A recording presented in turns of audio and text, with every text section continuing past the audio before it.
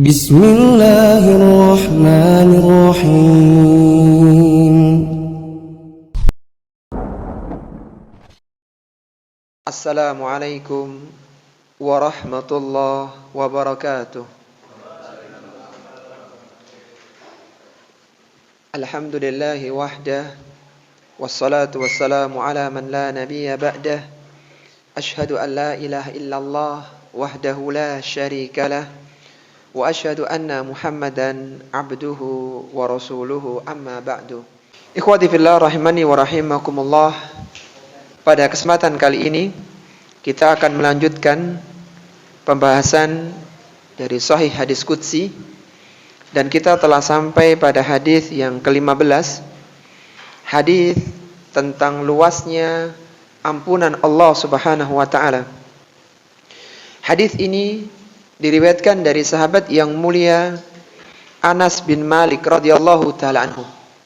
Maka sebelum kita membacakan hadisnya dan mengeluarkan faidah-faidah yang ada di dalamnya, kita coba mengenal dulu siapa sahabat yang mulia Anas bin Malik radhiyallahu taala anhu. Anas bin Malik radhiyallahu taala anhu, nama lengkapnya adalah Anas bin Malik bin An-Nadhr bin Damdam bin Zaid bin Haram bin Jundub bin Amir bin Ghanam bin Adi bin An-Najjar Al-Ghazraji Al-Ansari. Nabi SAW memberikan kunyah kepada Anas bin Malik dengan kunyah Abu Hamzah. Dia lahir di Madinah Al-Munawwarah pada tahun 10 sebelum kenabian. Jadi sebelum tahun kenabian, 10 tahun sebelum itu beliau dilahirkan. Beliau sudah masuk Islam sejak kecil, Anas bin Malik ini, dan ayahnya bernama Malik bin An-Nadhr. Ketika berusia 10 tahun, Anas bin Malik kecil sudah dititipkan oleh ibunya Ummu Sulaim untuk menjadi pembantu Nabi SAW, berkhidmat membantu Nabi SAW di usia 10 tahun. Dan kita tahu bahwasanya Rasulullah SAW ini tinggal di Madinah selama 10 tahun juga. Sehingga ketika Rasulullah SAW wafat, usia Anas itu 20 tahun. Jadi Anas bin Malik mulai menemani Nabi usia 10 tahun, dia menemani selama 10 tahun, ketika Rasulullah wafat usianya 20 tahun. Sebagaimana kata Anas bin Malik radhiyallahu taala anhu, ketika Rasulullah sallallahu alaihi wasallam datang ke Madinah, aku berusia 10 tahun. Dan ketika beliau wafat, aku berusia 20 tahun. Dan beliau adalah sahabat yang ikut dalam Bai'atur Ridwan di tahun 6 Hijriah ketika perjanjian Hudaybiyah. Di akhir-akhir usianya, Anas bin Malik ini pindah ke Basrah. Dan Anas bin Malik merupakan sahabat yang terbanyak ketiga yang meriwayatkan hadis Nabi SAW yang mulia. Anas telah meriwayatkan sebanyak 2.286 hadis. Ini peringkat ketiga.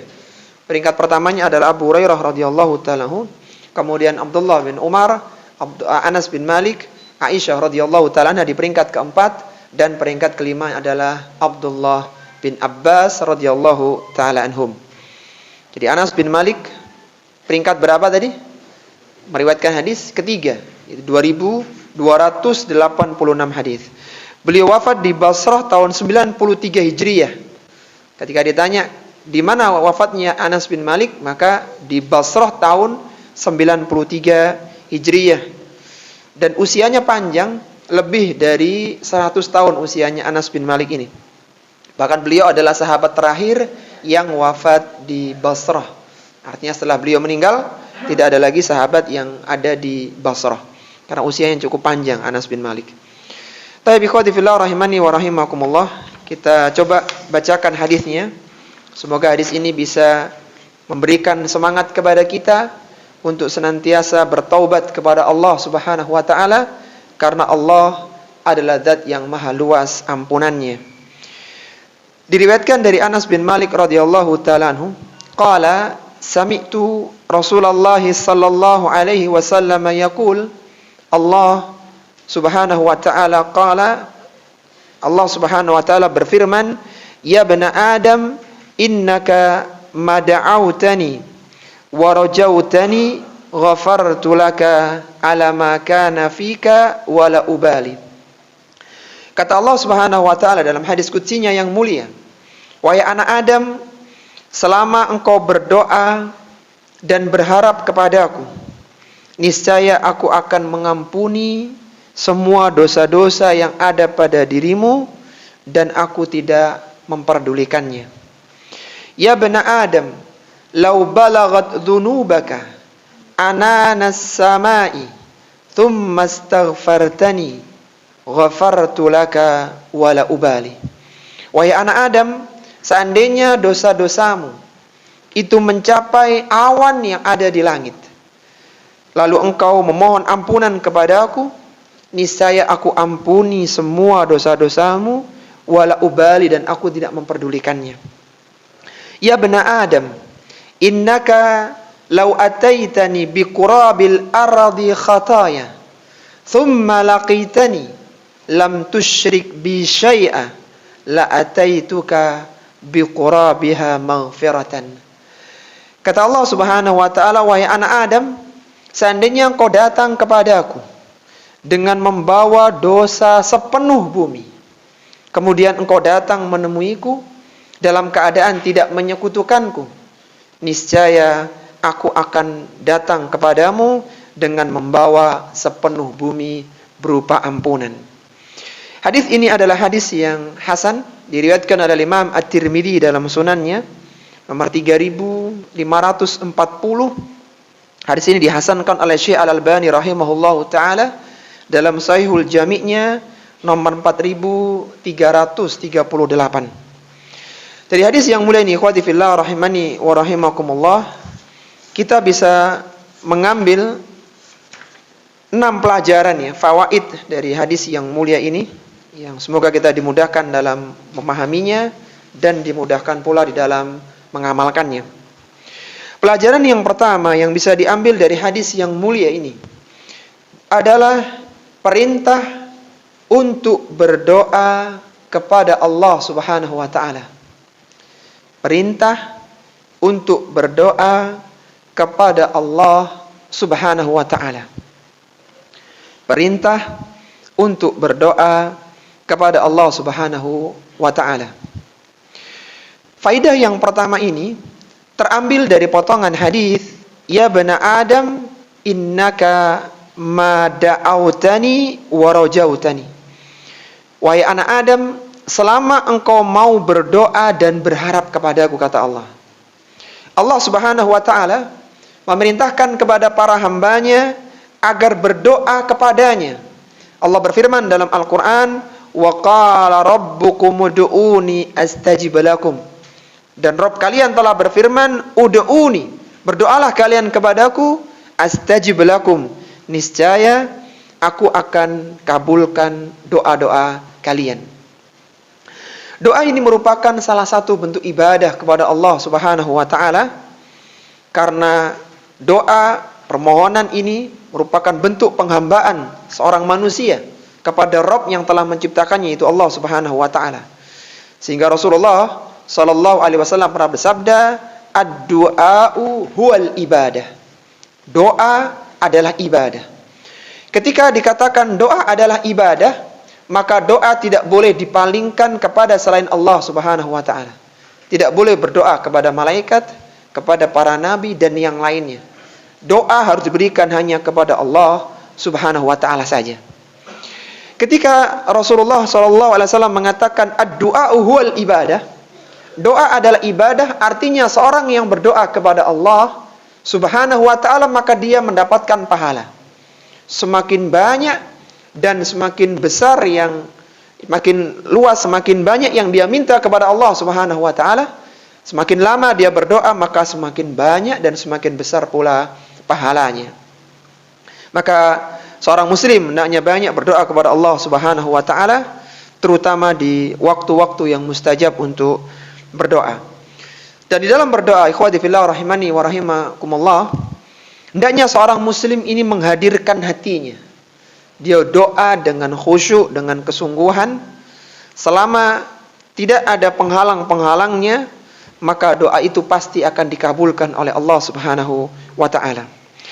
Nabi SAW menyebutkan dalam hadisnya, "Ma 'alal ardi muslimun yad'ullaha bida'watin." Tidaklah ada seorang muslim yang dia berdoa kepada Allah Subhanahu wa taala dengan sebuah doanya, illa atahullahu iyyaha, kecuali Allah pasti memberikan apa yang dimintanya. Ini yang pertama. Aw sarafa anhu min su'i mithlaha. Kalaulah dia tidak mendapatkan apa yang dia minta, maka akan digantikan dengan dipalingkannya dia dari keburukan yang semisal dengan yang dia minta. Malam yada'u bima'thamin aw qati'ati rahimin. Selama isi doa itu bukan untuk dosa dan bukan untuk memutuskan silaturahmi. Ini yang tadi kita sebutkan dengan penghalang doa. Selama konten doanya itu bukan kemaksiatan kepada Allah Subhanahu wa taala dan bukan untuk memutuskan silaturahmi, maka Allah akan kabulkan. Apa pengkabulannya? Bisa dikabulkan sesuai dengan yang dia inginkan, atau dia akan dihindarkan dari keburukan semisal yang dia inginkan. Misalnya dia menginginkan rumah, ya, kemudian dia tidak mendapatkannya karena rumahnya harganya mahal ratusan juta, maka Allah akan berikan, tetapi bukan dalam bentuk rumah, dengan diselamatkan ia dari keburukan yang nilainya ratusan juta. Jadi itu diantara keutamaan doa. Doa akan senantiasa dikabulkan oleh Allah Subhanahu wa taala selama isinya bukanlah dosa dan bukan pemutusan silaturahmi. Maka seorang muslim hendaknya senantiasa berdoa kepada Allah Subhanahu wa taala, dan dia harus yakin bahwa doanya akan dikabulkan oleh Allah Subhanahu wa taala, dan hatinya harus hadir dalam berdoa. Tidak hanya sekedar lisannya mengucapkan, tetapi hatinya dihadirkan. Kata Nabi SAW, "Ud'ullaha wa antum muqinuna bil ijabah." Berdoalah kalian kepada Allah dan kalian harus yakin bahwa doa kalian akan dikabulkan oleh Allah Subhanahu wa taala. Meskipun enggak harus hari ini, tapi pasti akan Allah kabulkan. Berdoalah kalian kepada Allah wa antum muqinuna bil ijabah, dan kalian yakin Allah akan kabulkan.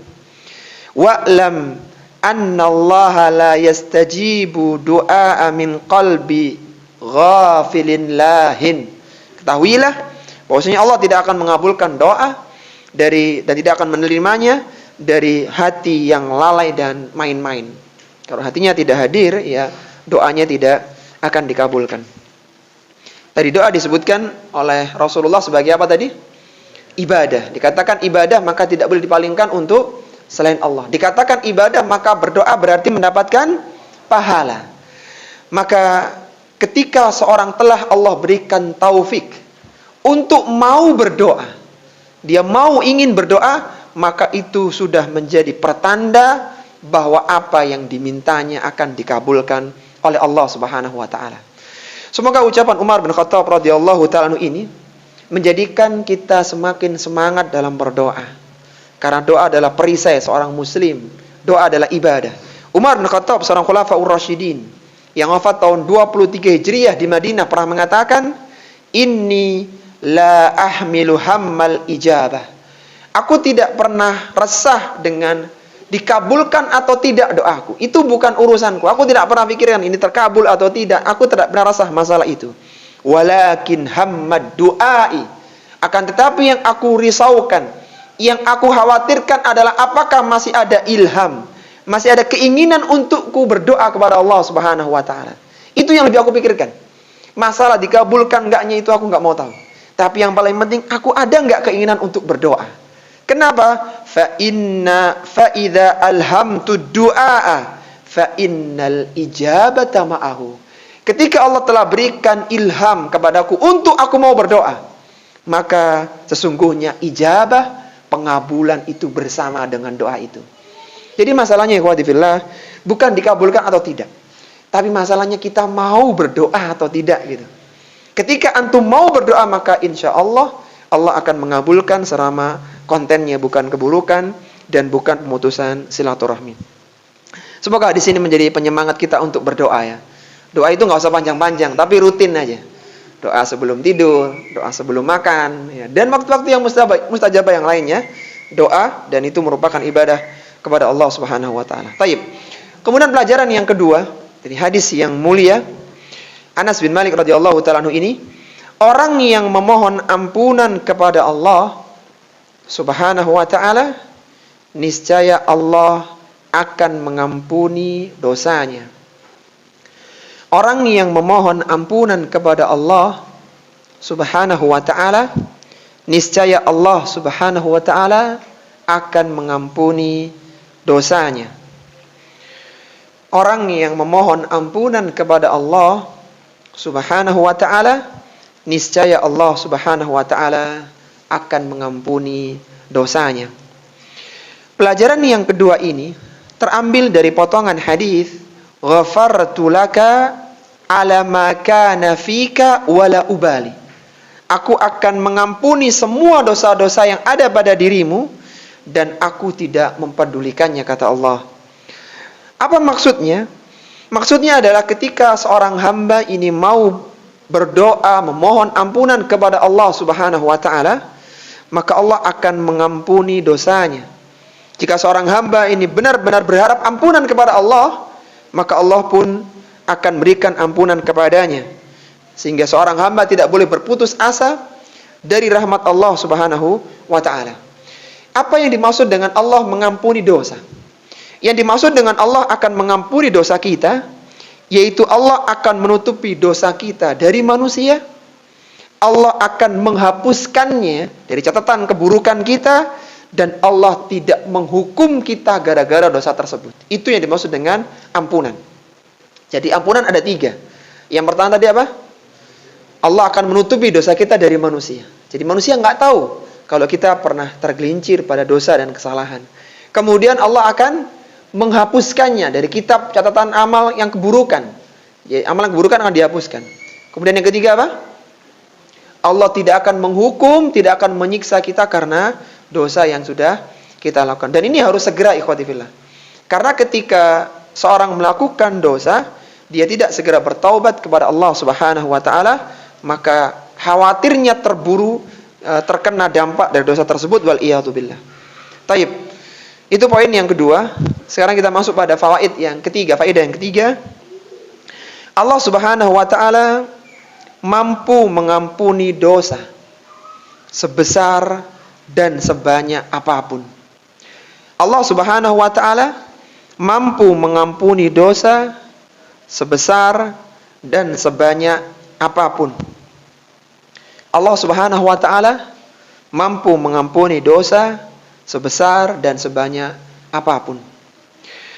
Pelajaran yang ketiga ini, ikhwati fillah rahimani wa rahimakumullah, terambil dari potongan hadis, ya bani Adam, law balaghat dzunubaka ananas samai.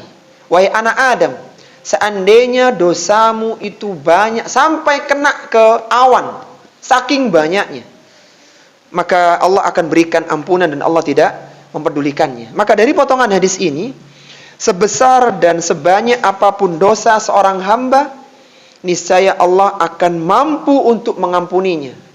Seberapapun banyaknya dosa yang dilakukan, maka semua itu tidak besar bagi Allah Subhanahu wa taala, dan Allah tidak menganggapnya.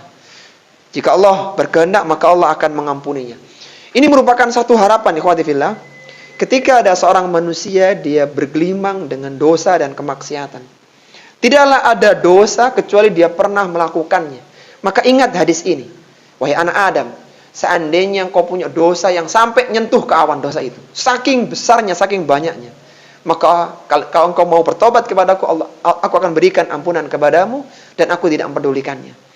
Maka ketika seorang muslim bertemu dengan pelaku maksiat yang sudah hancur hatinya, dia ingin bertobat kepada Allah Subhanahu wa taala, antum bacakan hadis ini. Seandainya kau punya dosa yang besar dari ini dan kau sungguh-sungguh bertobat kepada Allah, Allah mampu mengampuninya.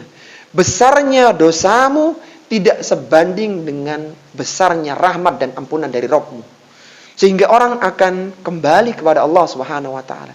Jangankan hanya membunuh, berzina, dosa kesyirikan saja, ketika pelakunya mau bertobat, maka Allah akan ampuni dosanya. Ini merupakan harapan bagi orang yang sudah tergelincir pada dosa dan kemaksiatan. Namun hadis ini, ikhwati fillah rahimani wa rahimakumullah, jangan dijadikan sebagai angan-angan untuk melakukan banyak keburukan.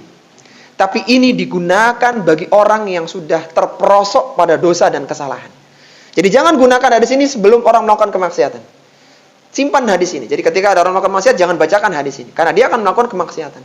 Tapi ketika dia dengan kelemahan imannya, karena beratnya godaan hawa nafsunya sehingga dia terperosok dalam dosa, saatnya kita bacakan hadis ini.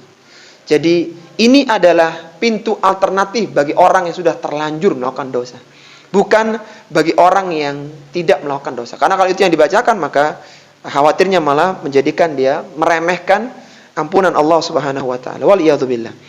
Baik, kemudian pelajaran yang keempat dari hadis yang mulia ini, perintah untuk beristighfar kepada Allah Subhanahu wa taala. Perintah untuk beristighfar kepada Allah Subhanahu wa taala. Perintah untuk beristighfar kepada Allah Subhanahu wa taala. Disebutkan pada hadis tadi dengan lafaz tsumma astaghfartani ghafartu laka wala ubali. Kemudian engkau beristighfar, memohon ampunan kepadaku, maka aku ampuni dosa-dosamu wala ubali. Istighfar adalah sarana untuk mendapatkan ampunan dari Allah Rabb semesta alam. Dan istighfar ini terbagi menjadi 3 tingkatan. Jadi 3 tingkatan istighfar ini. Yang pertama, istighfar sebagai bentuk syukur kepada Allah Subhanahu wa taala. Istighfar sebagai bentuk syukur kepada Allah, inilah istighfarnya para nabi dan rasul. Rasulullah sallallahu alaihi wasallam pernah menyatakan dalam hadisnya, inni la astaghfirullah fil yaumi mi'a akthar min mi'a. Kama qala Nabi sallallahu alaihi wasallam, aku dalam satu hari itu beristighfar 100 kali atau bahkan lebih dari 100 kali. Istighfarnya para nabi dan rasul bukan karena dosa dan kemaksiatan mereka, karena mereka adalah orang-orang yang maksum, yang Allah ampuni sebelum melakukan kesalahan.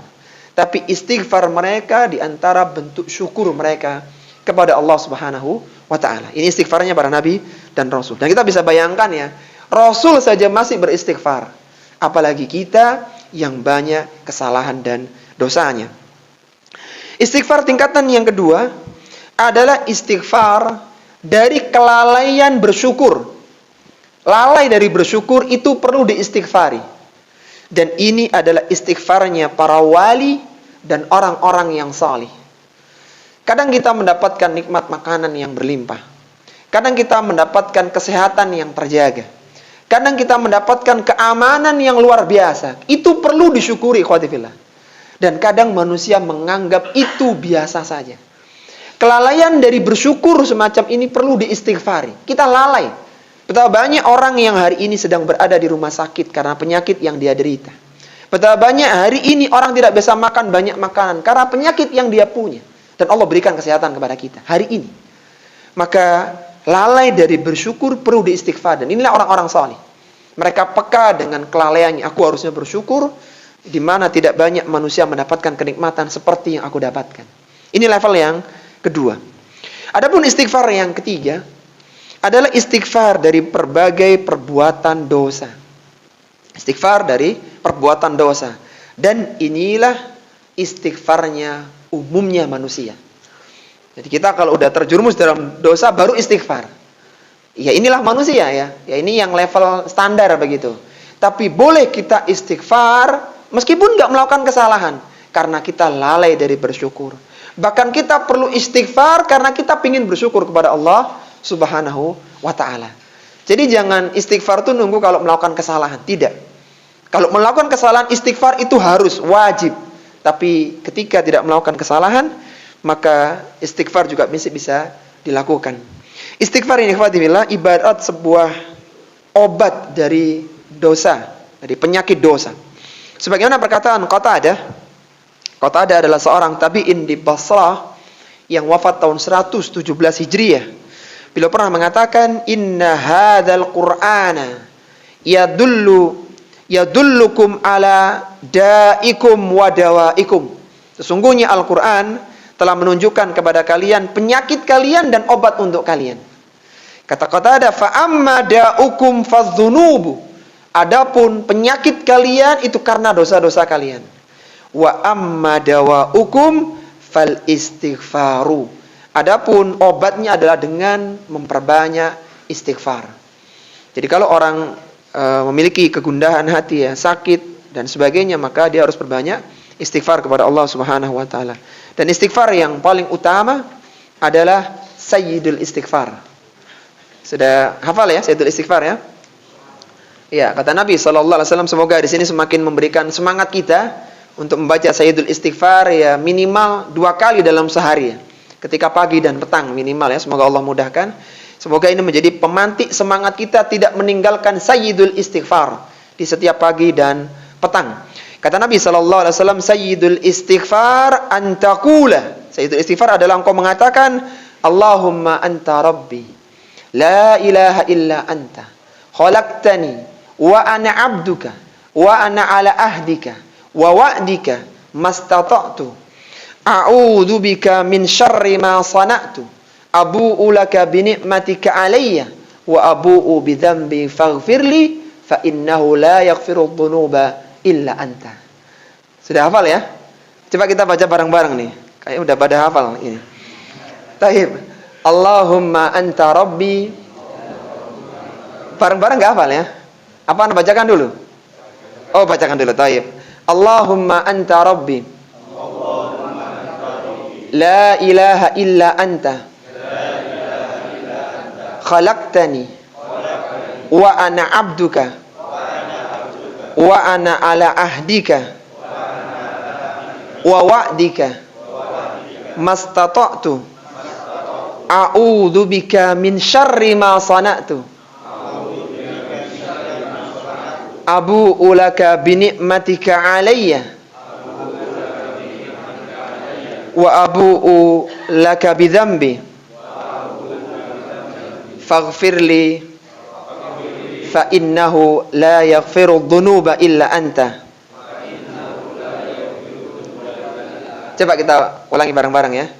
Allahumma anta rabbi, la ilaha illa anta, khalaqtani wa ana abduka, wa ana ala ahdika wa wa'dika mastata'tu, abu'u laka bi ni'matika alayya wa abu'u bi dzambi faghfirli fa innahu la yaghfiru dzunuba illa anta. Iya, kalau belum hafal berarti harus cari buku dzikir pagi dan petang ya.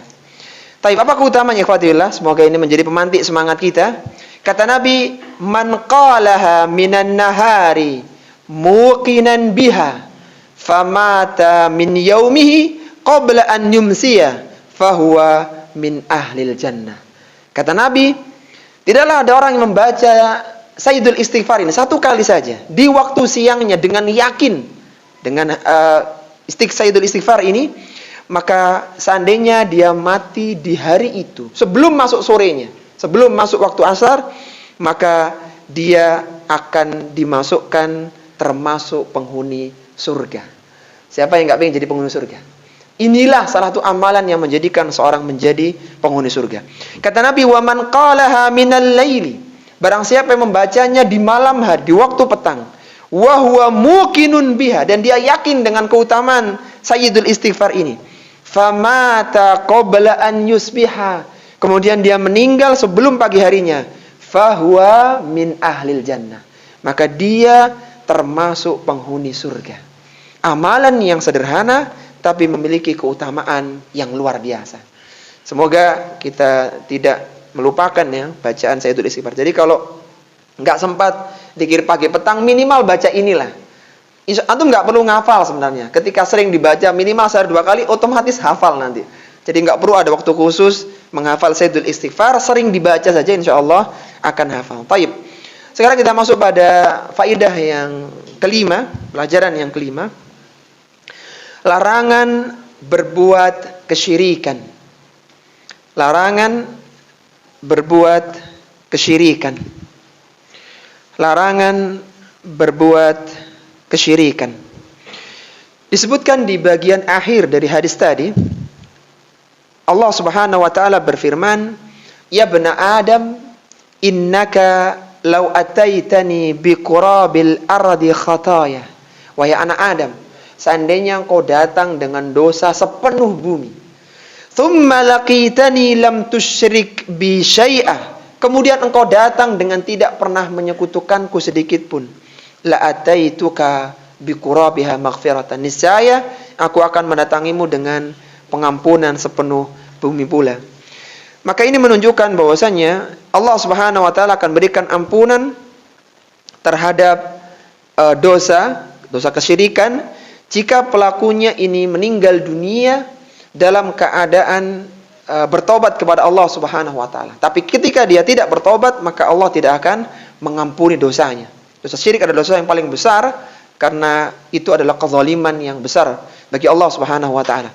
Allah berfirman mengancam orang-orang yang tidak bertaubat dari kesyirikannya dengan menyatakan innallaha la yaghfiru ayyushraka bihi wa yaghfiru ma duna dzalika liman yasha wa man yusyrik billahi faqad dhalla dhalalan ba'ida. Kata Allah Subhanahu wa taala, sesungguhnya Allah Subhanahu wa taala tidak akan mengampuni dosa kesyirikan, dan Allah akan mengampuni dosa yang selainnya bagi siapa yang Allah kehendaki, dan barang siapa yang menyekutukan Allah faqad dhalla dhalalan ba'ida, maka dia telah tersesat dengan kesesatan yang jauh. Seorang yang meninggal dunia dengan membawa tauhid, yang dia pernah melakukan dosa meskipun dosanya sepenuh bumi selain kesyirikan tentunya, maka Allah akan memberikan ampunan kepadanya sepenuh bumi pula. Akan tapi ini adalah tahta masyiatillah, di bawah kehendak Allah Subhanahu wa taala. Jika Allah menghendaki, maka Allah akan mengampuninya dengan rahmatnya, dan jika Allah menghendaki, Allah akan menghukumnya dengan keadilannya. Bisa dipahami ya? Jadi orang yang punya tauhid, yang tergelincir dalam dosa dan keburukan, bahkan sampai dosa yang sepenuh bumi, maka bagaimana status dosa-dosa mereka, atau bagaimana mereka ini? Kita katakan mereka tahta masyiatillah. Jika Allah menghendaki, Allah akan ampuni dengan rahmatnya, dan rahmat Allah luas. Dan jika Allah menghendaki, Allah akan menghukumnya dengan keadilannya.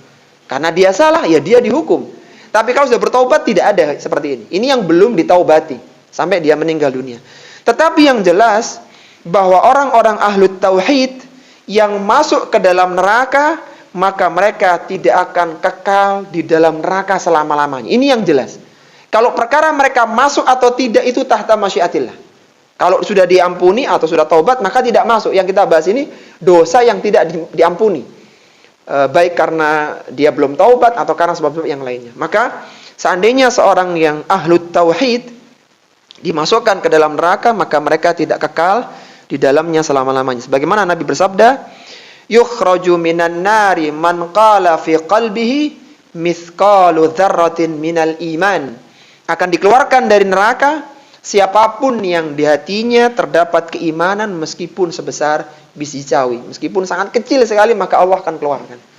Karena tidak boleh seorang yang memiliki iman dimasukkan dalam neraka selama-lamanya.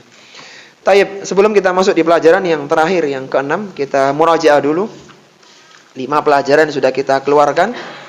Apa tadi faedahnya? Yang pertama, perintah untuk berdoa kepada Allah Subhanahu wa taala. Yang kedua, orang yang memohon ampunan kepada Allah, niscaya Allah akan mengampuni dosanya. Yang ketiga, Allah mampu mengampuni dosa sebesar dan sebanyak apapun. Yang keempat, perintah untuk beristighfar kepada Allah Subhanahu wa taala. Yang kelima, larangan berbuat kesyirikan. Taib, pelajaran yang ke-6 yang terakhir dari hadis yang ke-15 ini, anjuran untuk senantiasa bertaubat terhadap dosa yang telah dilakukan. Anjuran untuk senantiasa bertaubat terhadap dosa yang telah dilakukan. Anjuran untuk senantiasa bertaubat terhadap dosa yang telah dilakukan. Hadis yang sudah kita bacakan tadi itu mengisyaratkan perintah untuk senantiasa bertaubat, memohon ampunan kepada Allah Subhanahu wa taala terhadap dosa-dosa yang pernah kita lakukan. Dan seorang hamba yang bertaubat kepada Allah, maka Allah akan mencintai hamba tersebut. Dosa yang pernah dilakukan Allah hapuskan, bahkan Allah ganti, Allah cinta kepada hamba ini. Sebagaimana Allah berfirman dalam Al-Quran, innallaha yuhibbut tawwabina wa yuhibbul mutatahhirin. Sesungguhnya Allah subhanahu wa ta'ala itu menyukai, mencintai orang-orang yang bertaubat, dan Allah mencintai orang-orang yang menyucikan diri. Bahkan Nabi SAW pernah menyebutkan dalam hadisnya, lillahi ashaddu farhan bitaubati ahadikum min ahadikum bidalatihi idha wajadaha. Sesungguhnya Allah lebih gembira dengan taubatnya seorang hamba daripada kegembiraan kalian ketika menemukan barangnya yang hilang. Jadi ketika seorang kehilangan sesuatu yang berharga, kemudian dia ketemu, maka dia alhamdulillah senang begitu. Maka Allah itu asyaddu farhan. Allah lebih bahagia ketika ada seorang hamba yang mau memohon ampun kepada Allah Subhanahu wa taala. Maka dari sini kita bisa mengambil faedah tambahan. Janganlah kita mencela pelaku dosa hari ini. Karena bisa jadi dosa yang dilakukan hari ini menjadikan dia taubat nasuha di kemudian harinya, yang mengangkat derajatnya, menjadikan dia menjadi makhluk yang dicintai oleh Allah Subhanahu wa taala. Jadi jangan rendahkan mereka, tapi nasihati, berikan arahan agar dia kembali kepada Allah Subhanahu wa taala. Karena bisa jadi ketika dia bertobat, levelnya jauh lebih tinggi daripada orang yang tidak tergelincir dalam dosa seperti yang dilakukannya. Tapi ini khawtifillah, 6 pelajaran dari hadis yang ke-15. Sekarang kita pindah pada hadis yang ke-16. Hadis tentang keutamaan persaksian tetangga dekat. Ya, semoga hadis ini bisa menjadikan kita semakin arif dalam berbuat, semakin bijak dalam berinteraksi dengan tetangga-tetangga dekat kita. Masih diriwayatkan dari sahabat yang mulia Anas bin Malik radhiyallahu taala anhu bahwa Nabi SAW bersabda, "Ma min muslimin yamutu fayashhadu lahu arba'atu ahli abyatin min jiranihi al-adaini al-adnain illa qala qad kubiltu ilmakum fihi wa ghafartu lahu ma la ta'lamun." Kata Nabi SAW, tidaklah ada seorang muslim yang meninggal dunia lalu dia dipersaksikan 4 orang keluarga dari tetangga dekatnya, kecuali Allah akan berfirman. Di sini ada diskusinya, qad kubiltu ilmakum fihi, aku terima pengetahuan kalian tentangnya, wa ghafartu lahu ma la ta'lamun, dan aku ampuni apa-apa yang tidak kalian ketahui. Hadis yang mulia ini khawtifillah rahimani wa rahimakumullah, diriwayatkan oleh Imam Ahmad Ibn Hanbal dalam musnadnya. Lafaz ini milik Imam Ahmad, Hakim dalam Mustadrak ala sahihainnya, dan Ibn Hibban serta Abu Ya'la, dan di sini derajatnya hasan sahih menurut Syalbani rahimahullahu taala dalam Sahih Tarhib wa Tarhib. Di sini bisa digunakan menjadi hujjah karena derajatnya hasan sahih. Hadis dikatakan berderajat hasan sahih. Yang pertama, bisa jadi dia memiliki banyak jalur, yang satu jalurnya itu berderajat hasan dan jalur yang lainnya berderajat sahih. Itu dikatakan hadis hasan sahih. Salah satunya itu ya, definisi hasan sahih. Hadis yang memiliki jalur lebih dari satu. Dan ada beberapa definisi yang lain di kalangan para ulama-ulama muhadditsin. Baik, pelajaran yang bisa kita keluarkan dari hadis ini, yang pertama adalah persaksian 4 orang adalah persaksian yang kuat. Persaksian 4 orang adalah persaksian yang kuat. Persaksian 4 orang adalah persaksian yang kuat. Disebutkan di awal hadis, ma min muslimin yamutu fayashhadu lahu arba'atu. Tidaklah ada seorang muslim yang meninggal dunia yang dipersaksikan oleh 4 orang saksi. Mempersaksikan dengan 4 orang ini persaksian yang sangat kuat sekali. Karena biasanya ini digunakan di dalam masalah had, masalah hukuman berat seperti hukuman tuduhan zina. Sebagaimana Allah berfirman, walladzina yarmunal muhsanati, dan orang-orang yang menuduh wanita baik-baik dengan tuduhan zina, Tsumma lam ya'tu bi arba'i syuhada, dan dia tidak berhasil mendatangkan 4 orang saksi selain dia ya. Jadi 5 sama dia. Dan 4 orang saksi ini ikhwati fillah harus melihat timba masuk ke dalam sumur. Dia harus melihat seperti itu. Jadi sangat jelas sekali. Kalau tidak begitu maka tidak sah persaksiannya. Dan ini nggak bisa pakai video. Harus dilihat dengan mata telanjang. Artinya mata sebenarnya tidak bisa melihat tayangan. Itu nggak sah. Jadi harus 4 orang saksi dan lihat timba masuk ke dalam sumur. Dan antum bayangkan ya, terutama bagi yang sudah menikah pasti tahu. Bagaimana bisa mendatangkan 4 orang saksi dalam durasi yang sesingkat itu? Manggil orang pertama mungkin masih bisa dapat. Orang kedua, orang ketiga, orang keempat sudah selesai. Yang menikah tahu seperti ini. Jadi hampir-hampir tidak ada orang terkena had zina karena persaksian. Dengan saksian ini. Karena memang sulit. Ini menunjukkan bahwa tidak mudah seorang muslim dan muslimah menuduh orang lain berbuat zina. Karena berat. Apa hukumannya? Fajliduhum samaniyata jaldah. Samanina jaldah. Maka kalau dia menuduh dan dia tidak bisa mendatangkan 4 orang saksi dengan kriteria semacam tadi, justru dia yang harus dijilid, dicambuk sebanyak 80 kali cambukan. Dan enggak hanya itu ikhwati fillah. Wala tuqbalu wala taqbalu lahum syahadatan abada, dan tidak diterima persaksian mereka selama-lamanya. Wa ulaika humul fasikun, dan mereka adalah orang-orang yang fasik. Makanya hati-hati ketika menyebar berita tentang ini selingkuh, berzina, hati-hati. Karena itu tuduhan-tuduhan yang berat yang harus dengan 4 orang saksi. Yang menjadi penekanan kita, mendatangkan 4 saksi itu persaksian yang kuat. Nikah saksinya berapa minimal? 2 orang. Dalam muamalah 2 orang. Dalam pernikahan 2 orang. Tapi untuk masalah hukuman 4 orang saksi.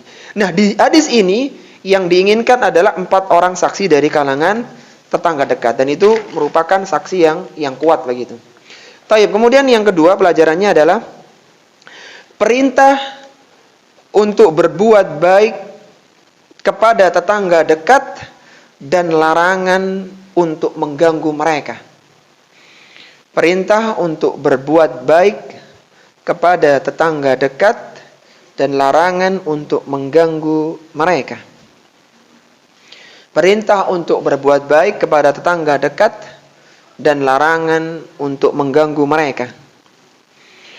Disebutkan dalam hadis di atas, fayashhadu lahu arba'atu ahli abyatin min jiranihil adnain, yaitu dia dipersaksikan oleh 4 orang keluarga dari tetangga dekatnya. Dan ini mengisyaratkan bahwasanya seorang muslim dan muslimah harus berbuat baik dengan tetangganya. Allah berfirman dalam Al-Qur'an, wa'budullaha wa la tusyriku bihi syai'a. Ini yang pertama. Sembahlah Allah dan jangan kalian berbuat kesyirikan kepada Allah Subhanahu wa taala. Kemudian yang kedua, wabil walidaini ihsana, dan berbaktilah kepada kedua orang tua dengan perbuatan yang baik. Wabidzil qurba, kepada kerabat, wal yatama, kepada anak yatim, wal masakin, kepada orang miskin, wajaril qurba, wajaril junubi, dan tetangga yang dekat serta tetangga yang jauh. Jadi kita harus berbuat baik kepada mereka, kepada tetangga kita. Karena ini perintah dari Allah Subhanahu wa taala dan perintah dari Nabi sallallahu alaihi wasallam yang mulia. Bahkan Rasulullah sallallahu alaihi wasallam melarang seorang muslim dan muslimah mengganggu tetangganya. Baik itu gangguan berupa lisan ataupun gangguan berupa perbuatan. Sebagaimana Nabi SAW mengatakan dalam hadisnya, beliau bersabda, man kana yu'minu billahi wal yaumil akhir fala yu'dhi jarahu. Barang siapa yang mengaku beriman kepada Allah dan hari akhir, fala yu'dhi jarahu, maka jangan dia ganggu tetangganya. Gangguan tadi bentuknya 2. Melalui apa? Lisan dan juga perbuatan. Hati-hati. Bisa jadi tangisan anak kita mengganggu tetangga. Sampaikan. Ketika nangis maka ini mengganggu, tidak boleh. Nangis boleh, tapi yang penting nggak boleh mengganggu tetangga. Jadi nangisnya dalam hati begitu. Iya. Karena ganggu tidak boleh. Kemudian yang lainnya, perbuatan yang sifatnya mengganggu maka dijauhi. Seorang muslim yang mengganggu tetangganya menunjukkan imannya kurang sempurna. Sebagaimana Nabi SAW mengatakan, la yadkhulul jannah man la ya'manu jarahu bawa'iqahu. Tidak akan masuk surga, ya, dalam ancaman hadis Nabi, tidak akan masuk surga orang yang tetangganya tidak aman dengan gangguannya. Artinya ini ancaman yang berat selain masalah keimanan tadi. Maka hendaknya seorang muslim dan muslimah ini memperhatikan, ya, hak-hak tetangga. Jadi ada yang mengatakan 4 tetangga itu artinya depan, belakang, kiri, kanan. Kan 4 tadi. Ada yang mengatakan, ya, yang pintunya lebih dekat dengan rumah kita. Jadi semakin dekat, semakin itu tetangga dekat begitu. Ya, jadi ngelihatnya bukan karena dia teman kita bisnis. Ya, kalau dia rumahnya jauh, meskipun satu komplek, ya agak jauh. Yang dekat itu yang jarak pintunya dekat dengan pintu utama rumah kita begitu. Semoga satu hadis ini menjadikan kita semakin bersabar, ya, dengan dalam berinteraksi dengan tetangga. Ada satu kisah yang dibawakan oleh Al-Imam Az-Zahabi dalam kitabnya Al-Kabair, ya, ketika beliau membawakan tentang di antara bentuk dosa besar adalah mengganggu tetangga begitu. Beliau bawakan sebuah kisah dari Sahal bin Abdullah At-Tustari. Sahal bin Abdullah At-Tustari. Beliau ini seorang ulama yang bertetangga dengan orang Majusi. Orang Majusi orang kafir dan bukan ahlul kitab. Artinya kalau ahlul kitab, maka sembelihan mereka masih halal buat kita. Dia nyembelih ayam, kita disuguhi ayam goreng, maka kita boleh makan karena dia ahlul kitab. Tapi kalau Majusi nggak boleh, kita nggak boleh makan. Dia bukan ahlul kitab. Bahkan anaknya seandainya kita tertarik nggak boleh menikahi kalau dia Majusi. Tapi kalau ahlul kitab masih boleh, ya. Meskipun muslimah lebih utama. Cuman artinya anak ingin tekankan bahwa ini Majusi bukan ahlul kitab begitu. Dan Sahal bin Abdullah At-Tustari bertetangga dengannya. Ternyata, ya, toilet rumahnya, hamamnya itu bocor. Toiletnya si orang Majusi Dimni ini bocor masuk di salah satu bagian rumahnya. Jadi bocor, bau kan, masuk di kamar gitu. Maka sama Sahal bin Abdullah ini dikasih bejana, timba, kemudian dia buang malam hari, pure gitu. Kenapa malam hari? Ya biar nggak tersinggung. Kalau pagi hari kan dia tersinggung, apalagi baunya menyengat. Dia buang malam hari. Dia terus bersabar seperti itu sampai kapan? Sampai dia sakit keras waktu itu. Kemudian dia khawatir dia akan meninggal dengan sakitnya itu, maka dia minta tolong panggilkan tetangga sebelah itu. Orang Majusi tetangga sebelah itu. Maka dipanggil, dia katakan bahwa mohon maaf, ya, anak mau nyampaikan ke antum gitu bahasa kita gitu, ya. Bahwa tolong lihat itu, ada kamar itu tolong dilihat. Kemudian setelah dia masuk ternyata bau banget. Apa ini? Dia katakan ini dari rumahmu. Dari rumahmu itu udah bocor lama di sini. Kata dia, kenapa nggak disampaikan gitu? Aku tidak ingin menyakiti hatimu. Dan aku sampaikan ini karena aku takut kalau aku nanti meninggal dunia dengan sakitku ini, keluargaku nggak sabar seperti aku. Sehingga begitu ketahuan maka langsung dilabrak kamu. Aku sampaikan seperti ini. Maka ditanya berapa lama ini terjadi? Sudah sangat lama sekali. Sudah bertahun-tahun aku seperti ini. Sabar dengan toiletmu yang bocor. Maka melihat kesabaran Sa'id atau Sahal bin Abdullah At-Tustari ini, maka akhirnya orang itu pun minta untuk ulurkan tanganmu kepada Sahal, ulurkan tanganmu. Ketika itu dia pegang tangannya, dia mengatakan asyhadu alla ilaha illallah wa asyhadu anna Muhammadar Rasulullah. Dia menyatakan keislamannya. Dan setelah selesai syahadat, Sahal bin Abdullah At-Tustari meninggal dunia. Kita bisa bayangkan, ikhwati fillah rahimani wa rahimakumullah, demikianlah para salaf. Bagaimana mereka bersabar dengan tetangganya. Dan seperti itulah kita mengedukasi keluarga kita. Ketika ada keburukan tetangga, sabar. Sabar. Ini tetangga. Kalau orang lain selesai urusan. Tapi karena tetangga kita harus sabar. Kita harus tetap berinteraksi dengan baik. Jangan sampai marah dan semisalnya. Ada beberapa kejadian yang pernah kita lihat, ya. Ada 2 orang saling berseteru pagi-pagi. Ini apa? Teriak-teriak. Ternyata lagi ribut mereka. Setelah keributan mereka sama-sama nggak nyaman, apalagi satu komplek, ya, sama-sama nggak nyaman. Maka tahan diri, sabar, sabar. Apalagi yang dijadikan tetangga itu bukan orang yang berilmu, lebih kadang-kadang lebih gangguannya lebih heboh lagi. Maka kita harus lebih bersabar lagi, lebih bersabar lagi. Tayyib ikhwati fillah rahimani wa rahimakumullah, kita masuk pada poin yang ketiga, ya, dari hadis yang mulia ini. Allah Subhanahu wa taala menerima persaksian kaum mukminin. Allah Subhanahu wa taala menerima persaksian kaum mukminin. Allah Subhanahu wa taala menerima persaksian kaum mukminin. Disebutkan dalam hadis tadi, illa qala, kecuali Allah akan berfirman, qad qabiltu ilmakum fihi. Ketika ada 4 persaksian dari orang yang beriman, Allah mengatakan, sungguh aku menerima pengetahuan tentangnya. Persaksian kaum mukminin adalah persaksian Allah Subhanahu wa taala di bumi. Ketika mereka bersaksi, apalagi 4 orang saksi, maka itu adalah bentuk persaksian Allah Subhanahu wa taala di bumi. Sebagaimana disebutkan oleh Anas bin Malik, dia mengatakan murra 'alan nabi sallallahu alaihi wasallam bi janazatin fa'athnau 'alaiha khairan. Suatu ketika lewat di hadapan Nabi sebuah jenazah. Kemudian spontan orang-orang memberikan pujian, Masya Allah, ini orang baik, ini orang solih. Diberikan pujian kepada jenazah tersebut. Faqala, maka Nabi mengatakan, wajabat, orang ini wajib mendapatkan. Thumma marra bi ukhra, kemudian lewat lagi jenazah yang lainnya, fa'athna 'alaiha syarran. Kemudian orang mencela, ini orang buruk, ini orang suka begini, begitu. Otomatis spontan orang itu ketika lihat jenazah, ini orang enggak benar ini. Langsung begitu. Au qala ghaira dzalik, atau ucapan-ucapan yang bukan kebaikan lah intinya.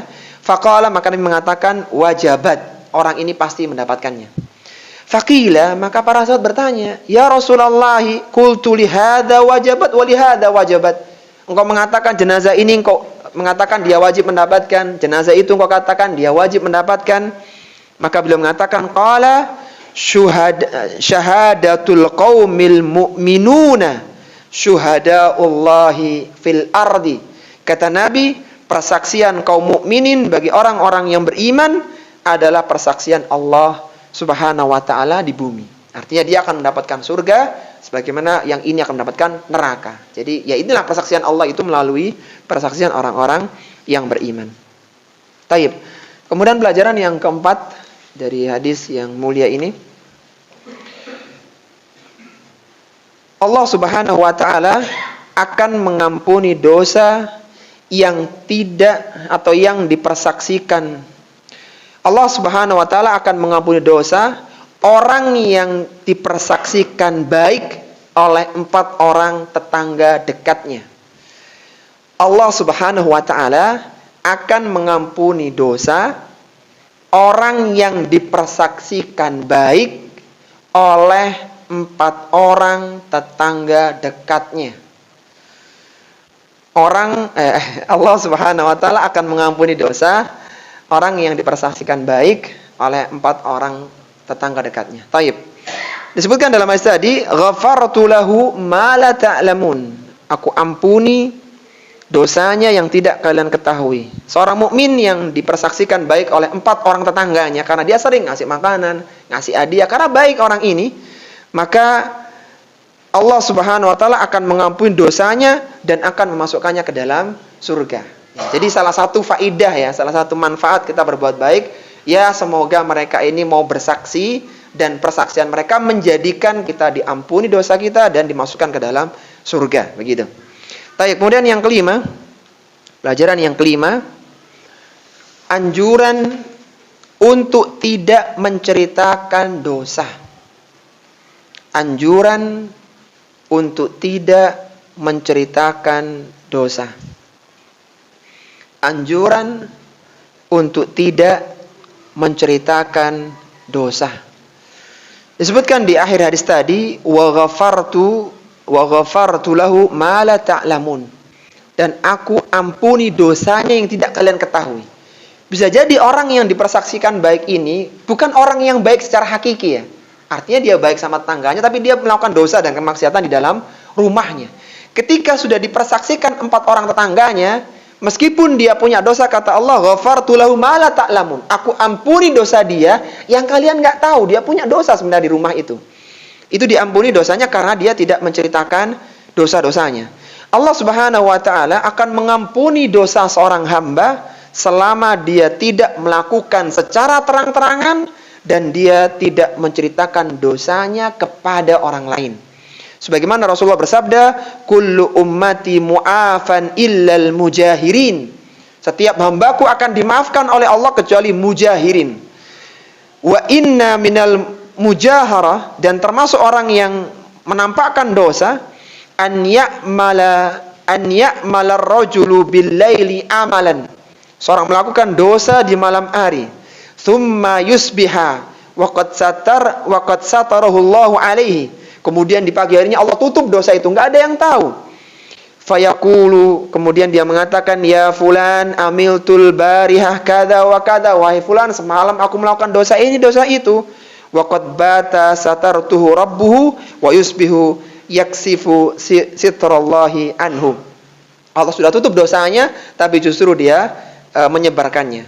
Jadi tidak boleh menceritakan dosa, apalagi sampai memvideo ya, zaman sekarang menceritakan dengan bangga, maka ini jangan dilakukan. Makanya mohon maaf ini ya, yang sudah taubat, yang hijrah, nggak perlu mengulas dulu saya begini, nggak usah, sudah. Lupakan, hapus, tinggalkan, karena menceritakan dosa itu menjadi sebab tidak diampuninya dosa. Udah lupakan, itu masa lalu, nggak perlu orang mungkit-ungkit lagi, ya sudah lupakan, nggak perlu diceritakan lagi, apalagi sampai dibanggakan. Waliyatubillah. Taib, kemudian sebelum ke pelajaran yang terakhir ya, kita murojaah, ada 5 pelajaran sudah kita keluarkan. Apa saja tadi? Pelajaran di hadis yang ke-16 ya. Persaksian 4 orang adalah persaksian yang kuat. Taib. Yang kedua, perintah untuk berbuat baik kepada tetangga dekat dan larangan mengganggu mereka. Yang ketiga, Allah Subhanahu wa taala menerima persaksian kaum mukminin.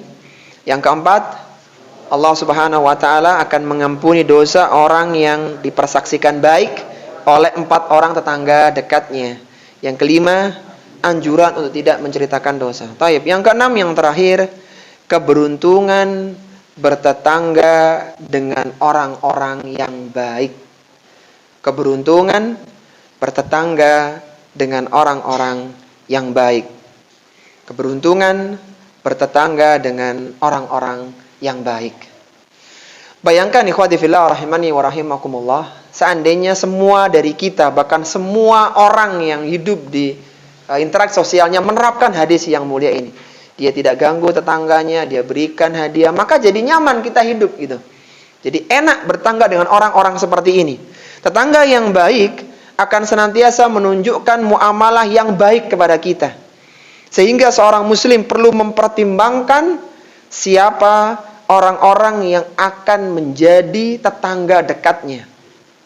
Ketika mendapatkan tetangga yang baik, itu merupakan salah satu dari 3 kebahagiaan dunia. Sebagaimana kata Nabi sallallahu alaihi wasallam, min sa'adatil mar'i, termasuk kebahagiaan seseorang, al-jarus sholih. Yang pertama kata Nabi, tetangga yang baik. Wal markabul hani, kendaraan yang nyaman. Wal maskanul wasi, dan rumah yang luas.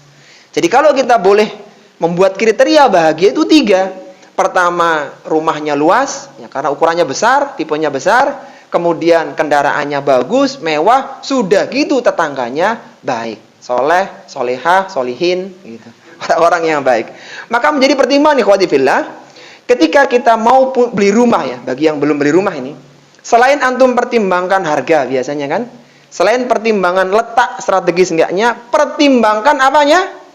Siapa tetangganya. Cari tahu nih siapa fulan, dari mana orang ini. Dia seorang muslim ikut kajian, alhamdulillah. Itu nikmat ikhwati fillah. Ketika seorang bertangga dengan orang yang buruk perangainya, subhanallah, tersiksa. Kita mau negur, khawatir tersinggung, enggak ditegur itu gimana, enggak nyaman. Paling ujung-ujungnya kalau enggak nyaman pindah. Ya kalau masih kontrakan nyaman, kalau udah rumah sendiri kan enggak sederhana. Maka kembali lagi, yang belum mendapatkan rumah tetap, maka pertimbangan tetangga. Selain pertimbangan dana, biaya, harga, dan sebagainya. Tapi yang sudah mendapatkan tetangga yang baik, itu harus banyak bersyukur antum. Itu nikmat luar biasa, yang menjadikan seorang muslim bahagia karenanya. Ini ikhwati fillah yang bisa kita bahas pada kesempatan kali ini. Semoga menjadikan kita semakin baik kepada tetangga kita. Ingat, kalau kita harus bersabar dengan keburukan orang, maka kita harus lebih bersabar dengan hal-hal yang tidak menyenangkan dari tetangga kita.